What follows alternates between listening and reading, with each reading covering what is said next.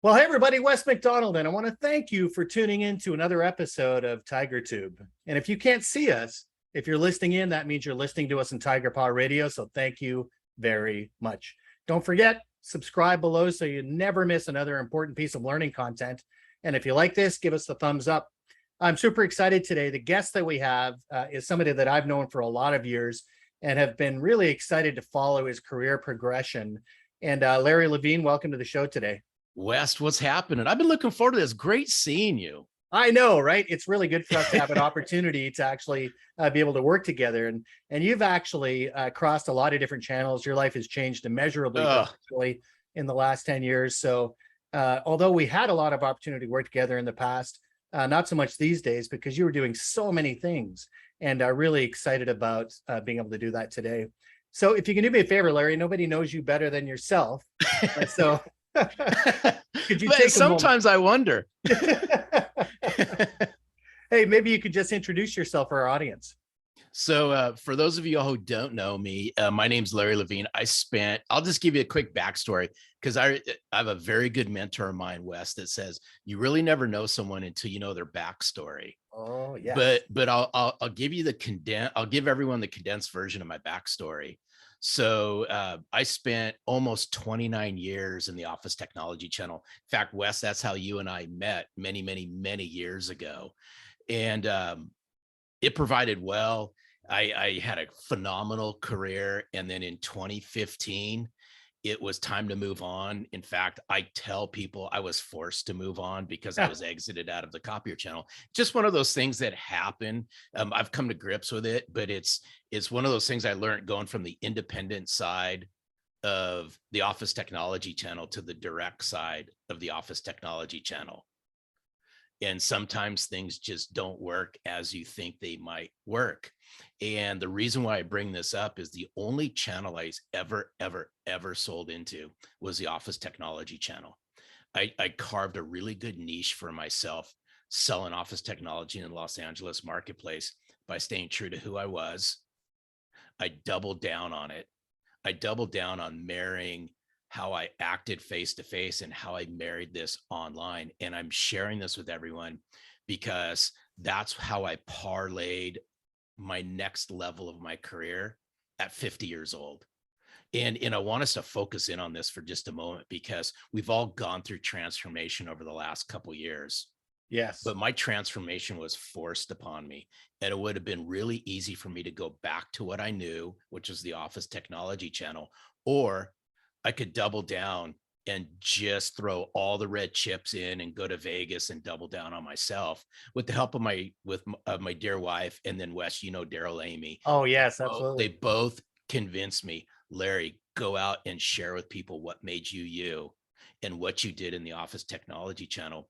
So I had no experience in speaking in front of people, writing, doing podcasts, book. I had nothing of that. I had no clue what I was doing, but I was willing to dive into this thing. And I dove headfirst into entrepreneurialism. And I haven't looked back ever since. We started the podcast 5.5 years ago. Selling from the Heart came out 4 years ago. It's forever changed my life. And I'm working in and around the world in various different channels, helping sales leaders and sales teams bridge the whole concept of how do I bring authenticity to the forefront? How do I bring the people skills and the relational skills to the forefront to help grow my people, grow my client base, and grow my revenue? Well, and that's, one of the reasons I want to get you on today specifically. And I can see, the book behind you, right? As you started to do that transition, it's an important message for everyone. I think particularly those in the Office Equipment Channel, looking at what the next is, right? Because as we all know, anyone in the Office Equipment Channel that thinks that they can be a pure play managed print player, any longer, a pure play copier sales organization is probably kidding themselves, right? Unless you're one of these mega dealers. So I think that those lessons that you have from how you actually transition and move into those spaces are so important. And when I saw you come out with the book Selling from the Heart, I loved what you were doing there. And it has become such a big deal. And maybe you could just share with our audience for a minute about how creating that book, about how sharing those insights have changed your life. Yeah, I never dreamed any of this would really happen, but it did. And it really all stemmed from the podcast. And if I could just share the quick story on this, I think Please. it helps bring all of this to life. And I just want to preface this for all your, all the viewers and listeners. We all have the capability of doing this. We all do. But it's our mindset and our willingness to double down and do something differently in order to get our message out there. And so, regardless of what y'all may think, we're all capable of doing this. And I remember I had a distinct conversation with Daryl Amy. This goes back, believe it or not, West. This was probably beginning of April 2017. I was really, really, really close of throwing in the towel and going back to the Office Technology Channel. I was really, really close on this. And something inside told me, don't. My wife said, you've come so far. Daryl said, hey, you know what? We're always going to be friends. We'll figure it out. Yeah. I just want you to be happy. And I remember this conversation really well. I'm in the Bellagio Hotel with Daryl, April of 2017. I was actually getting ready to speak at a Xerox event. And we're having coffee in the morning. And here I am sharing with Daryl. I'm a transparent guy, Wes. You already know this. So Yeah. just everyone following, because this ties into the question that you'd asked. And what was really interesting is I'm getting ready to speak on stage and I'm telling Daryl, I don't know if I can do this anymore. But I said, Daryl, here's the deal. Let's start a podcast. It might be a way of getting the message to a broader audience other than just the Office Technology Channel. Let's get this message out there amongst the masses. And Daryl says, nah, I'm really not game for a podcast. You might have to fly on this solo. I said, no, we're in this thing together or we don't do it. And he goes, well, if we agree to do this together, what are you going to call this podcast? And I said, about 30, no more than 45 seconds later, it's still as plain as day. It's 5.5 years now. I go, we're going to call this Selling from the Heart. And he goes, dude, you are a genius. I'm in on this. I think we got something here. The reason why I'm sharing this is I had no idea at that point in time my life would change. Because again, never podcasted. Our first podcast came out April 28th, 2017. Horrible. It was the worst podcast. But guess what? There's always room to become better and better and better. And it's through disciplined habits, accountability, and practice. And that's all we did. And we just got this thing going. And then I wrote Selling from the Heart. And the reason why I'm bringing this to the forefront is it transformed my life for one simple reason is I'm all about building community. And I want us to key in on this, especially everyone who's watching and listening to this. It's how you build community with your clients that will forever change your life and change your sales results. Because I'm a big alliteration freak. So I played on how I brought this to life and how it changed my life because I doubled down on 3 E's. I doubled down on educating. So I educated my marketplace. I educated our listeners, our viewers on ways that they can improve. And it was all around authenticity and it was all around heart. And I was willing to talk about things that very few will publicly talk about. The second thing was engage. So once I start educating people, the next thing was, if you want to start building community, it's about engagement. It means driving conversation with people. Now, we all know in today's society, engagement and conversation can start in many different ways. So once I started educating, now this was phone, email, social, all of this. I leveraged all mediums that were out there to start educating the masses around what it meant to sell from the heart and how you can tie authenticity in to help grow your sales. The engagement part of this was, it didn't matter if it was social, email, or phone. You got what you got with me. It's just how I carried myself is if somebody engaged on my content, I engaged right back still to this day, 7 days a week, 365 days a year, regardless if I don't feel like it, I engage. I humanized myself and I brought myself to life. The third thing was I excited people into conversations because I leaned into this. I leaned into educating, engaging, and exciting people into conversation. It transformed the way we went to market. It transformed my life. If you had asked me 6 years ago, Fast forward, insert today's date and year. Could you see all of this happening? I'd say no way. But what I did is I stayed true to who I was. I stayed in my lane, and I'm hitting areas in business and in sales that are sorely overlooked, sorely overlooked. Yeah, I love it, Larry. And, there's a couple things there that I want to, touch on that you raised. The first thing is that you just started, right? You came up with this thing, you went in head first. And like you said, there's always room at the beginning for improvement. But I think that's what a lot of people fail to realize, as you said, as they hold themselves back with that mindset, is they don't just start, just do something, right? And the second part is I like how you contextualize I'll call it the trifecta, right? Of education, engagement, and excitement, because it almost strikes me as a circle, an important circle, because it always feeds back on itself, right? One of the things that I've done, similar, it just got me thinking about it on the engagement side and the excitement side is we have a group at Tigerpaw called the Top 100. It was basically a list of recipients and folks that we see doing a lot of good things in the community. But it wasn't enough just to put that out, but that engagement. We get together every week and have conversations about what's impacting the industry. If it's supply chain issues, if it's diversification, et cetera, right? And that gets me excited. Yeah. Like, to hear those people talking together and sharing ideas about moving through. So absolutely love it. And yeah, it's really neat. I love getting that background, that really it was a 45-second thing. It's like, let's call it selling from the heart, and look where it is today. Yeah. And see, here's what's interesting about this. It's rare. It is rare that I have to explain to somebody what it is. Right. It's selling from the heart. It's how you carry pretty yourself, straight. right? And so I want to keep it. I want to key in on something that you just said is, and because we've been talking about this, is it's the small steps, right? It's just I'm a big believer that what's forever old is forever new.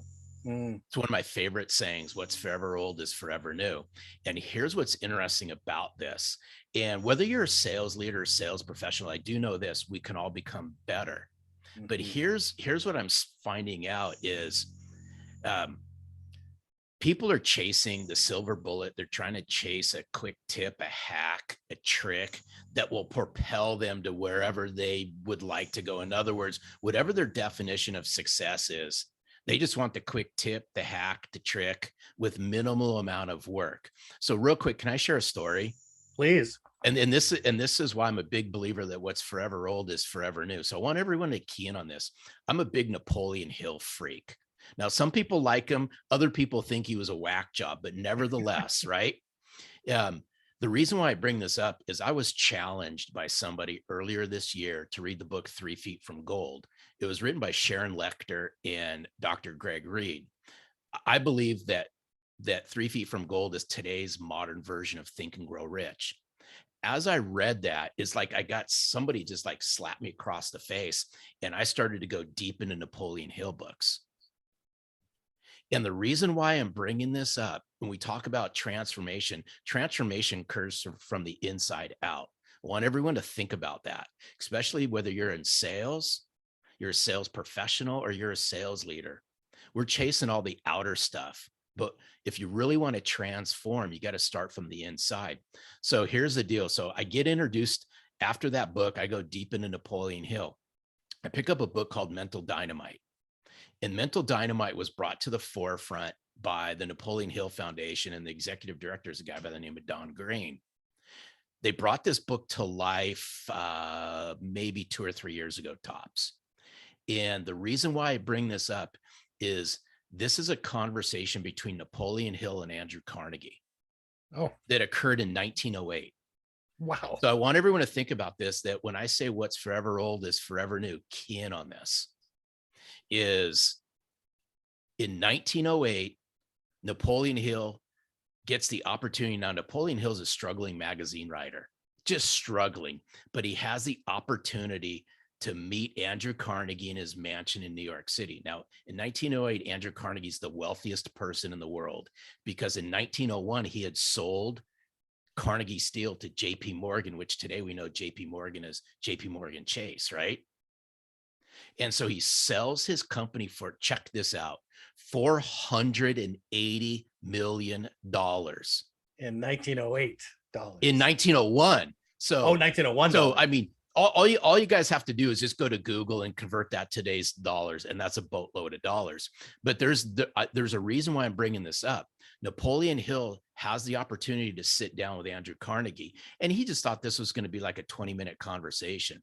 It turned out to be well over 2 hours, and the whole conversation, the whole transcript behind this is in Mental Dynamite. Y'all can go get the book if you choose to read the book.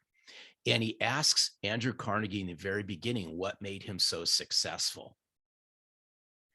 Key in on this, because it's so simple, but yet so difficult. Andrew Carnegie said, the key to my success has been twofold.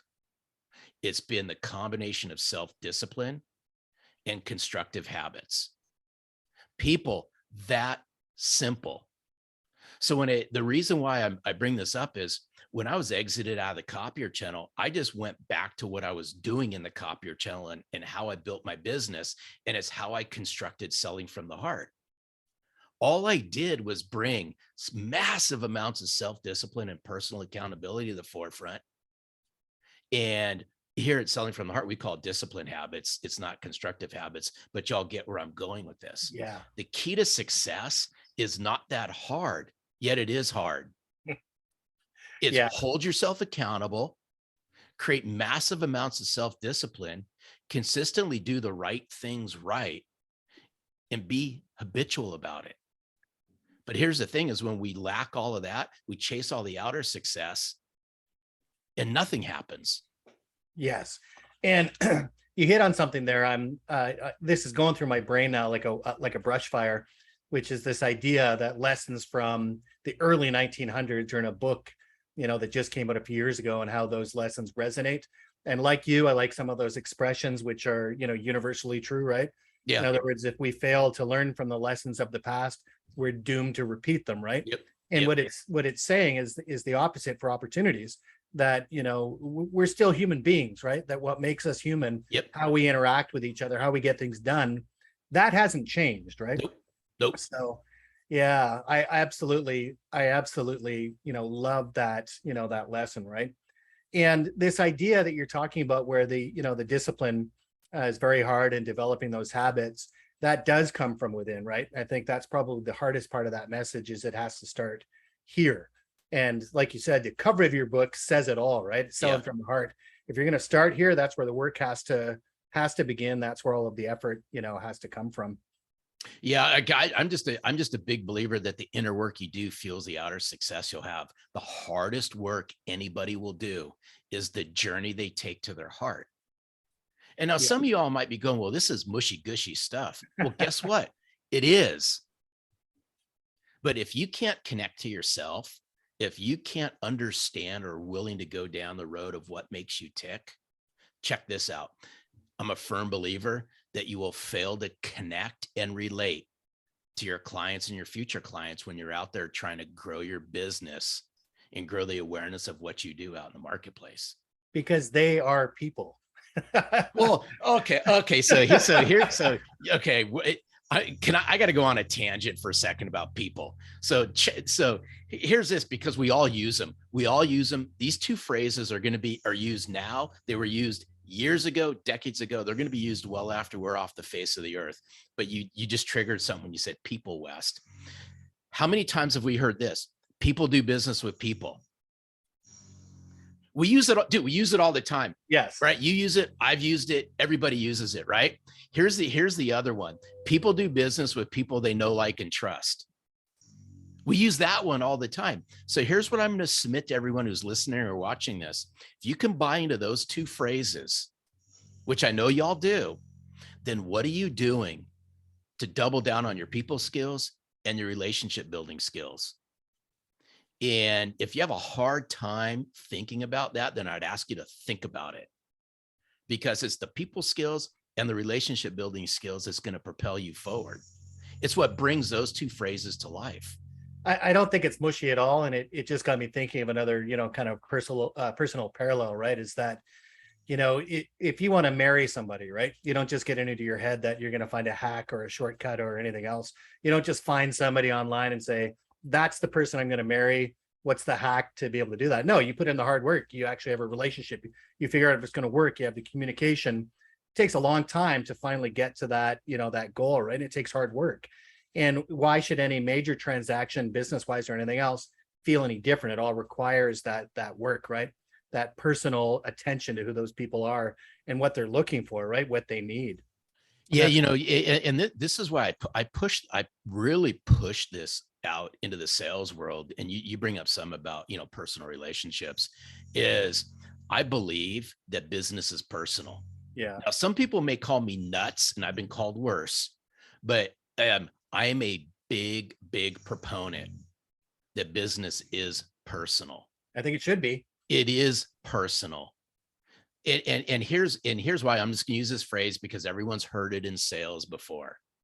I've heard it, you've heard it, everyone's heard it. If you've been in it for any length of time, especially when you're on the losing end of a deal, and somebody will let you down based on this. Now, I'm keeping it simple for our time together, but I think everybody who's watching or listening is going to smell what I'm cooking here in a second. They may say something like this. I'll use my name as the example.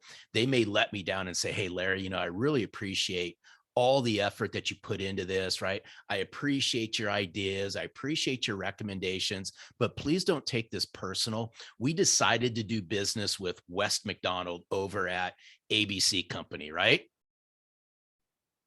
How can I not take that personal? We're Right. human beings. We take that personal. What I submit to everybody out there, whether you're a sales leader or sales professional, the more personal you make it, the better off you will be.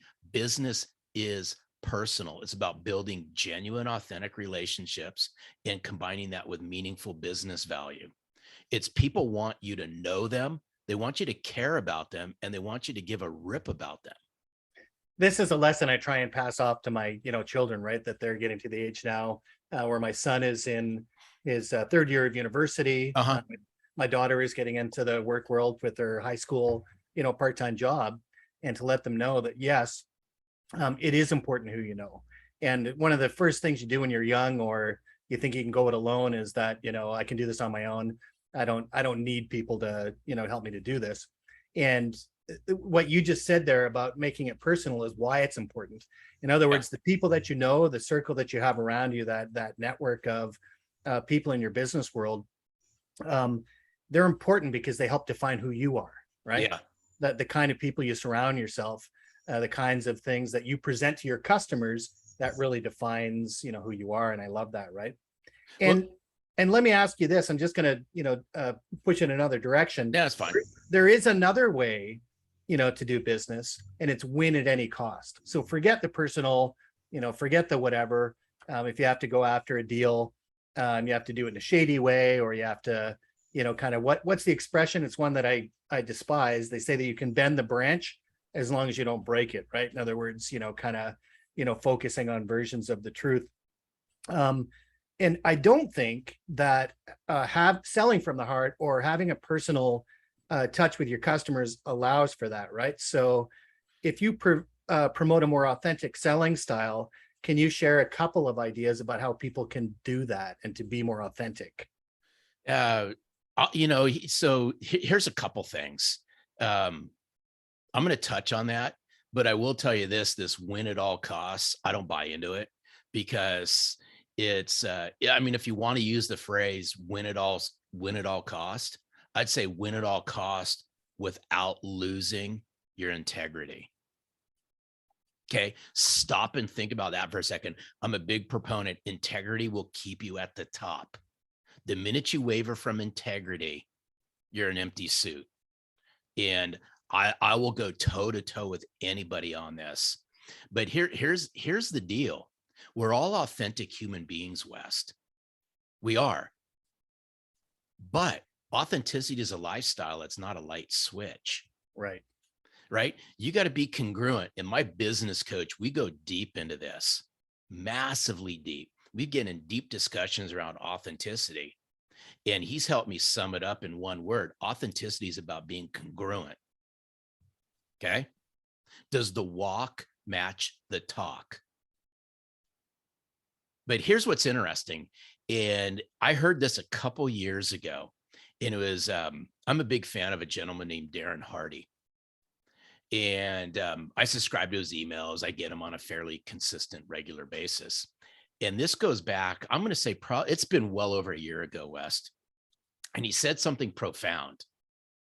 He goes, I believe, now this is, I'm paraphrasing, but he goes, I believe in today's world, it's easier to be inauthentic than it is to be authentic.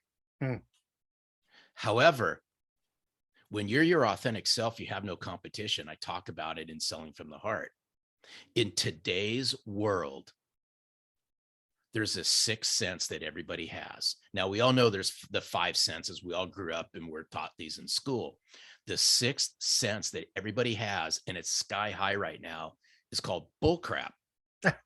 Right? There's a bullcrap sixth sense we all have out there.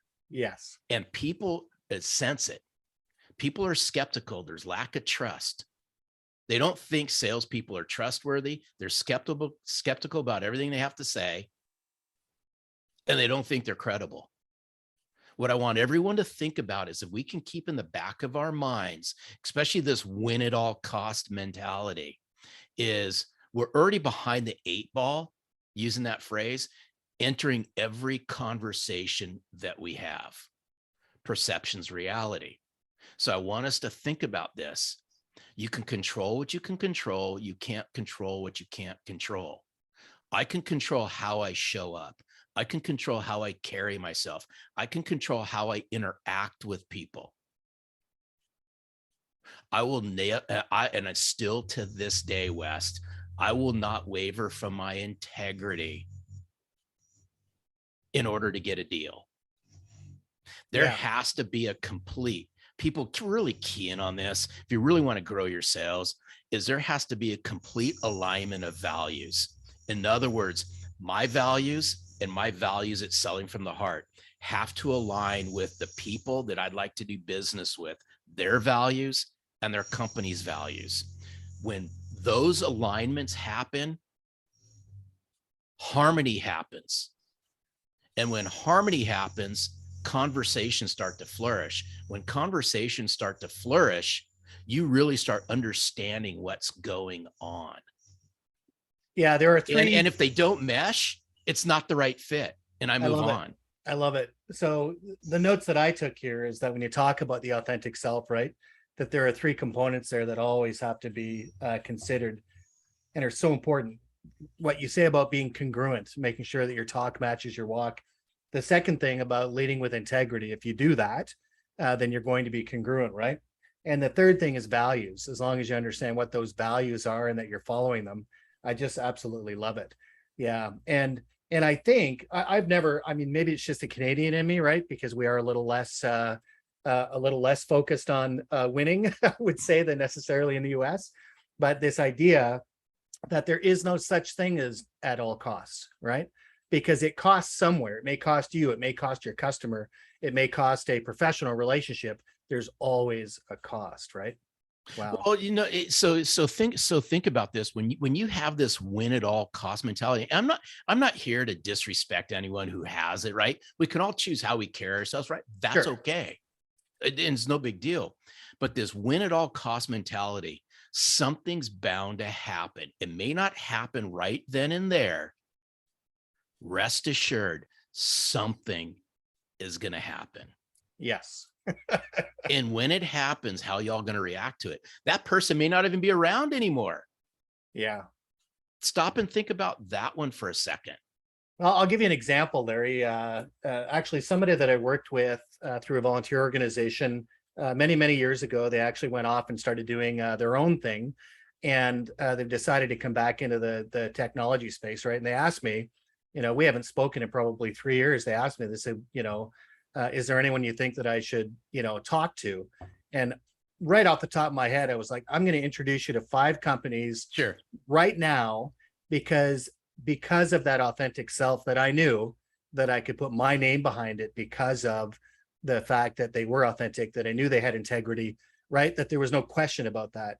And so, like you said, it's there's always something, there's a cost, but there's also an opportunity if you carry that authenticity, which is what I've always loved about what you're promoting in the world, right? Yeah, no, I appreciate it. And even when I look back at all my decades in the office technology channel, and this was something that I held myself to higher standards than I believe many people out there, is what always would go through my head, regardless of who I was speaking with. I would say this mentally to myself. And I'm going to use your name as just as the example.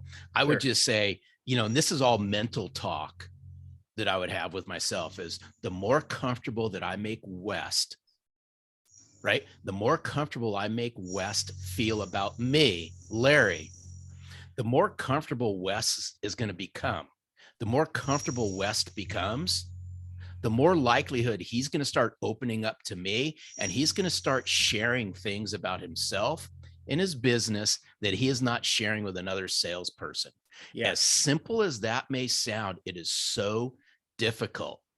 So difficult. This is the human and the people side of things that so many in sales struggle with, because they make it about their product, they make it about their company. It's all about me and all that. There's comes a certain point in time where you're going to have to rope that into it. But in the Sure. very beginning is, do you know me? Do you care about me? Are you going to give a rip about me? And do you trust me? And okay, now this opens up a whole nother avenue. Think about where trust and credibility sits right now in the sales world. It is at anemically low levels worldwide. This Mm. isn't a US, this isn't a Canadian thing or a European thing, or if you're in the APAC region, it's a worldwide issue going on right now with salespeople. Regardless of the study, insert name of any research company, you're going to see year over year salespeople rank at the bottom when it comes to trust and credibility, one notch above politicians, and rightfully so. But that's a whole nother conversation. But here's what's interesting, and I'm glad you brought this up about trust. But if you look at any of those surveys, the two most trustworthy professions out there year over year are doctors and nurses, and they jockey for positions 1 and 2. Wow. So nurses now are starting to rank just a smidge above doctors. Here's what's interesting about this. And the reason being is nurses lead with empathy and they lead with their heart. Here's my challenge to salespeople out there. What would it mean if you led with empathy and heart, knowing where trust is at? In it selling from the heart, we're all about how do you build trust and credibility by leveraging selling from the heart. And it's a real simple equation, Wes, if you just allow me to share this. Yeah. And it's also the premise of my next book that I'm almost done writing. It's all, if you want to build trust and credibility, and if you want to get to somebody's heart, it's around 4 things. It's a simple math equation. And I keep it simple because I stunk at math. It's AR, authentic relationships, plus meaningful value. So AR plus MV, we call this 2 sides of the trust coin. You got to build authentic relationships. This is who you know. The meaningful value part of this is what you know. You have to have both of these. They have to be present. Now, the accelerators on this are, i.e., inspirational experiences and disciplined habits, DH. Very simple equation, AR plus MV times IE times DH. That's how you build trust and credibility. And there's 2 sides of the trust coin, and it's the first 2. And I want everyone to key in on this for just a moment, because it plays out. I see it all across the world as I work with salespeople all over the place. The authentic relationships part of this, salespeople get caught in the I want to be friends and I want to be liked trap all the time. You can build all the friendships in the world.